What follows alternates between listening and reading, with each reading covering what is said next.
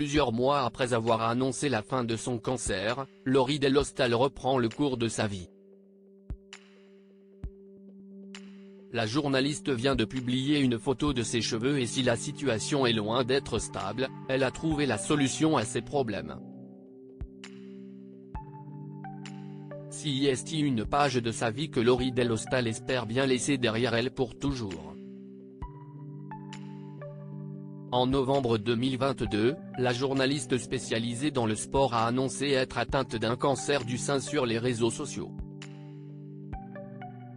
Une terrible maladie contre laquelle elle s'est battue pendant plusieurs mois, n'hésitant pas à médiatiser son combat pour sensibiliser les gens. En juin dernier, la jolie blonde de 43 ans a fait une grande annonce en révélant officiellement sa guérison.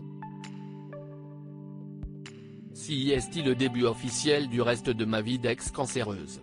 Il faudra encore du temps, beaucoup trop de médoc, mais bordel de nouilles, c'est chouette, s'est-elle exclamée.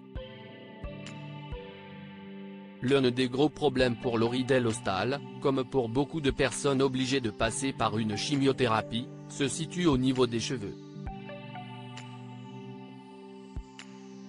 La perte peut parfois être importante et la journaliste a déjà expliqué que ses cheveux repoussent de façon étrange, mais elle a trouvé la parade. Sur son compte Instagram, où elle est suivie par plus de 22 000 abonnés, elle a publié une story ce jeudi 9 novembre pour parler de ce sujet.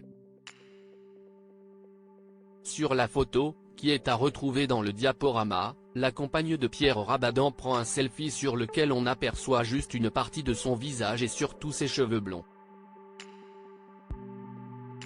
Ma situation capillaire est loin d'être stable, mais je me contente de la mettre dans un bonnet, explique-t-elle. Elle en profite pour annoncer une bonne nouvelle. Laurie Delhostal a donc trouvé la solution pour ses cheveux et avec l'arrivée de l'hiver, le bonnet est clairement de circonstance. La journaliste, que l'on retrouve régulièrement sur la chaîne L'Équipe, profite également de cette journée pour dévoiler une bonne nouvelle. Aujourd'hui, j'ai aussi, enfin, amené à la pharmacie tous les médicaments qu'il me restait de la période chimio. Je les gardais au cas où, mais ça y est, je suis bien décidé à ne plus jamais prendre du Primperan de ma vie, indique la mère d'une petite fille prénommée Anne-Rose. Une excellente nouvelle pour Laurie Delhostal, qui semble définitivement débarrassée de son cancer.